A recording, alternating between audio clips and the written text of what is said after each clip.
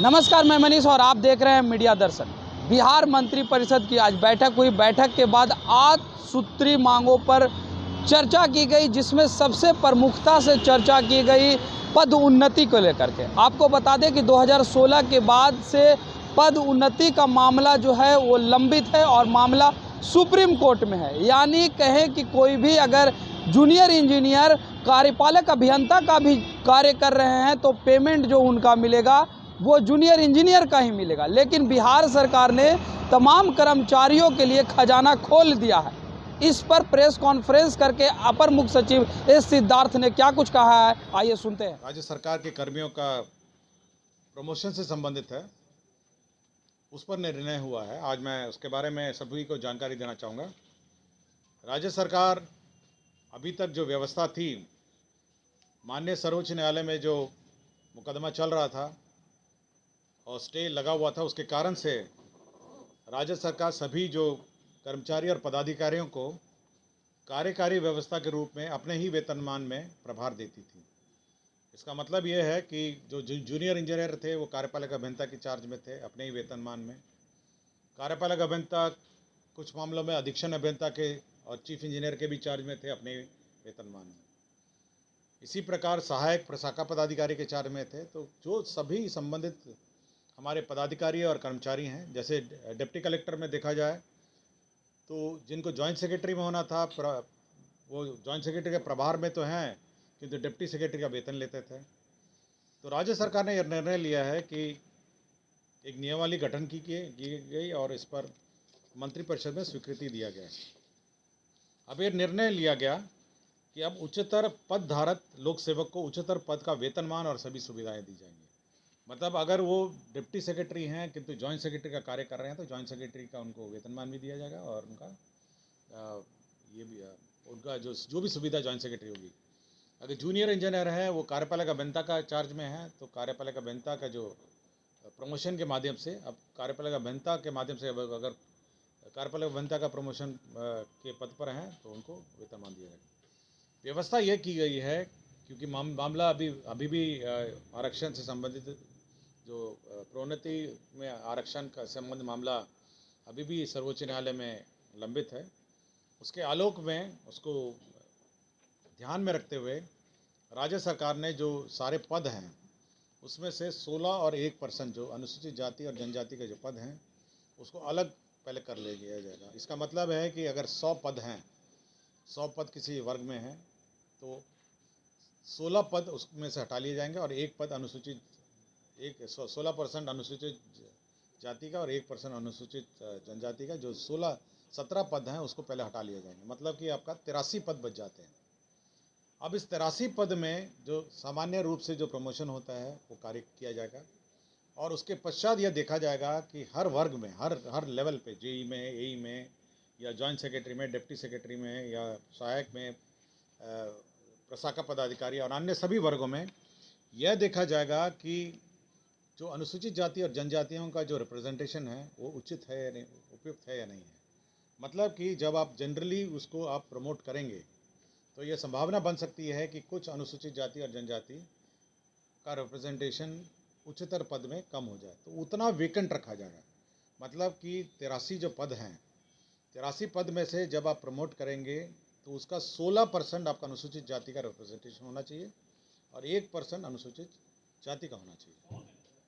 मैंने 100 में से पहले आपने 16 हटा दिया अनुसूचित जाति जनजाति का रिजर्व अनुसूचित जाति का और 1 आपने हटा दिया अनुसूचित जनजाति का, तो 17 तो पहले आपने हटा दिए। अब उसको फ्रीज कर दिया कि उस पर कोई प्रमोशन नहीं होगा क्योंकि माननीय सर्वोच्च न्यायालय में ये विवाद, ये मामला अभी भी लंबित है। तो बच गए आपके 83 पद। नहीं, आप पहले 100 पद, जैसे किसी में, जैसे जब आपका एग्जीक्यूटिव इंजीनियर का ले लीजिए या तो 100 पद हैं, 100 पद में पहले आप 16 और 1 आप पहले हटा लेंगे, 17 हट गए तो बच गए आपके 83 पद में। अब आप सामान्य रूप से इसको प्रमोट करेंगे, पूरी एक सीनियरिटी लिस्ट बनाएंगे सभी का।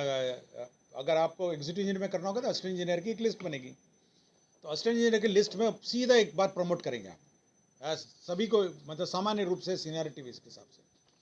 लेकिन यह संभावना है कि क्योंकि अनुसूचित जाति जनजाति अपने अलग अलग जगह पे हैं सीनियरिटी की लिस्ट में, वो कहीं हो सकता है कि वो जब फाइनली 83 में जब प्रमोशन होगा तो हो सकता है वो 16 और 1 में, और मतलब 16% इस 83 का 16% और 83 का 1% भरे नहीं होंगे। तो यदि नहीं भरते हैं तो उसको खाली रखा जाएगा और उसके बारे में बाद में निर्णय लिया जाएगा।